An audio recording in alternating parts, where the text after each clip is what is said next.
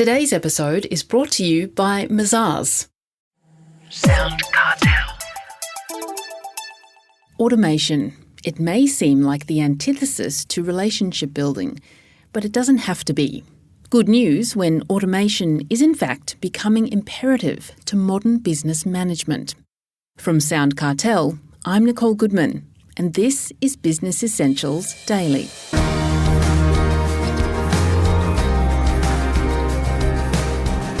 Digital and technology solutions that enhance business process and efficiency are plentiful, but understanding where and how it can add the most value isn't always clear. Alex Kain is the CEO of Human Pixel, a software and automation company that rejects cookie-cutter cure-alls, seeking rather to understand the people and the problems of the business before designing a solution.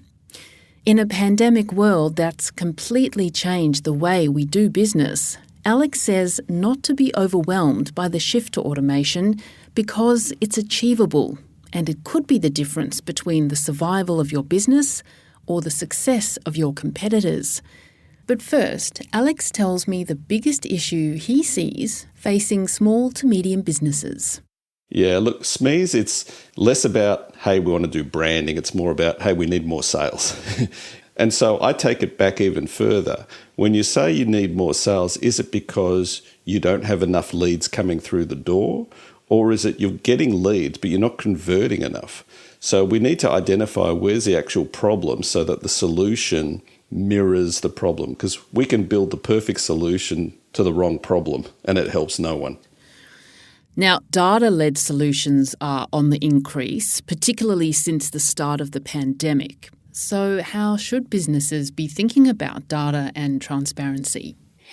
Look, I think it's very easy for a small business to try and run on gut, on instinct and lots of assumptions.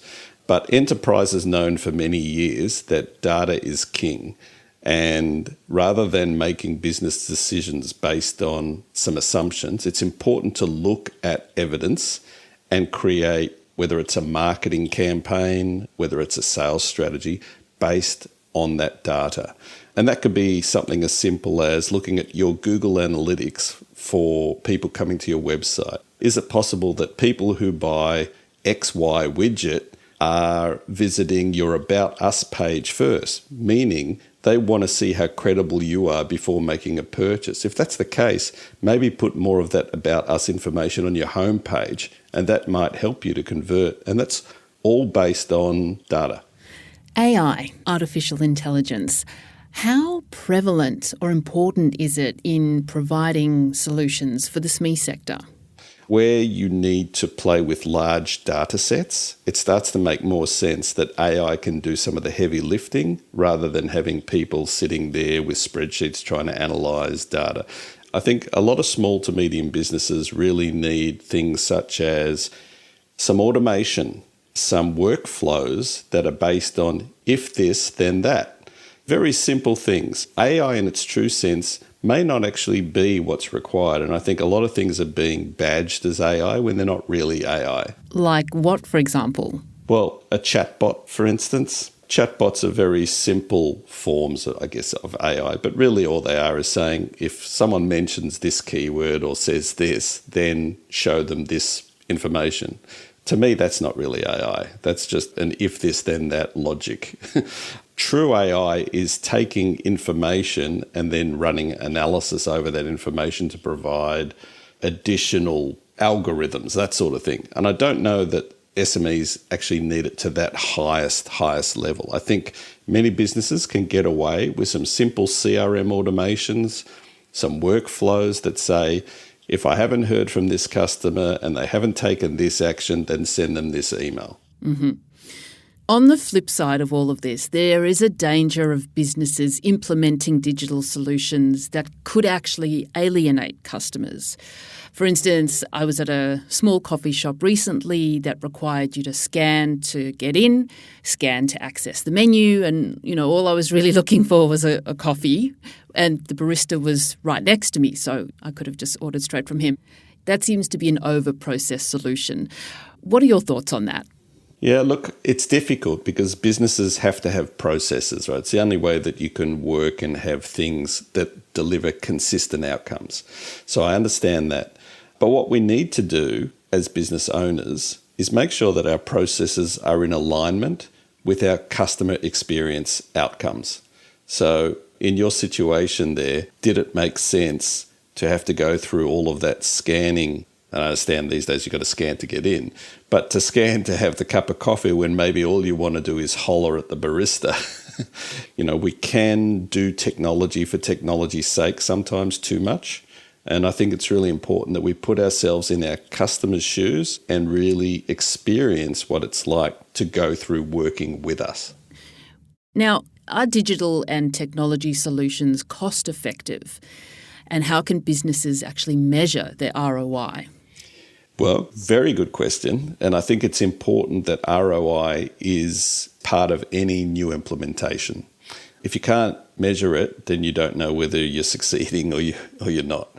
So I think it's important to understand that when technology is implemented, it's adding value to the business. Now, whether that's an increase in efficiency, whether it's reducing your payroll because you can automate some things, it all needs to be measurable. And so we say, don't just implement something as a knee-jerk reaction. Make sure that you've quantified exactly what the outcome will be before you've implemented it. What is the future state after implementing this? Don't wait till you get there and go, oh, well, that worked or it didn't work out. You need to know what that looks like when you're in that scoping discussion at the beginning. Is there such a thing as low-cost technology or digital solutions? Yeah, absolutely. Not everything has to cost a fortune. These days, you can buy some off-the-shelf software, some easy cloud-based CRMs, and out of the box, they've got some great functionality. Where the cost comes in is to customize it and create those workflows and those email templates. Now, if you've got a bit of time and the interest, you could do it yourself. So you don't need to hire someone like us to do that. One that we work with a lot is called Zoho, and there's about 50 different applications that you get. You could run your whole business just in the Zoho ecosystem for about, I think it's $60 a user. So there's a lot of great technology out there that isn't expensive, that can make a significant difference in your business. And I think the key thing there is to prioritize what gives you the biggest bang for buck.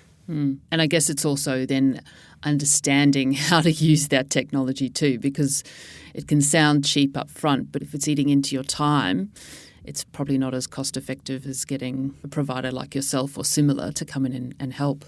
Yeah, look, the important thing whenever we work with clients, our end goal is to try and make them as self-sufficient at the end of a project as possible.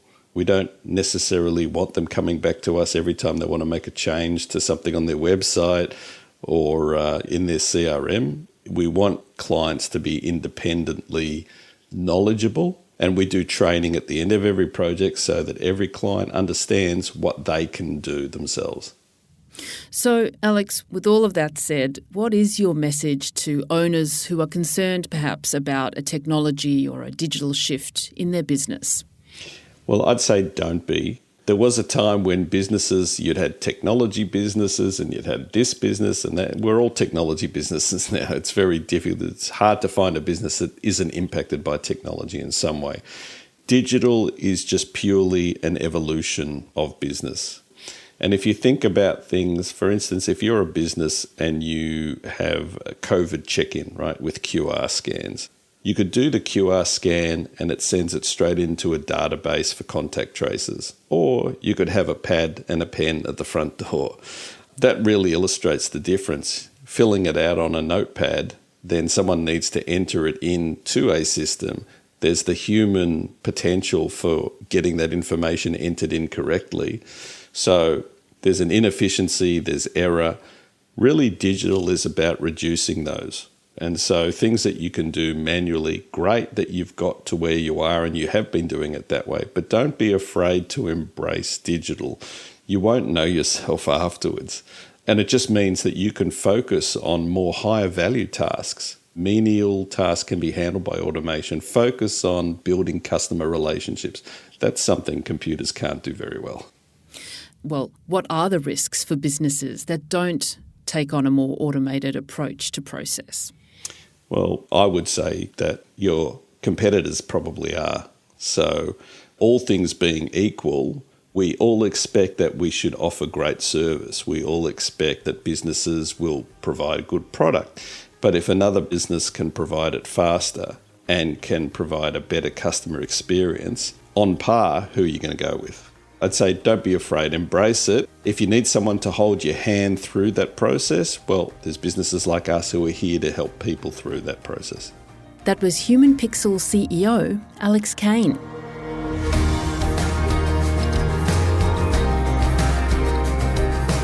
This episode of Business Essentials Daily is produced by the team at SoundCartel. Thanks for listening. I'm Nicole Goodman. We'll bring you more Be Daily tomorrow. Follow @BE Daily Podcast across social media and head to bedaily.com.au for more from the Business Essentials Daily podcast. SoundCartel.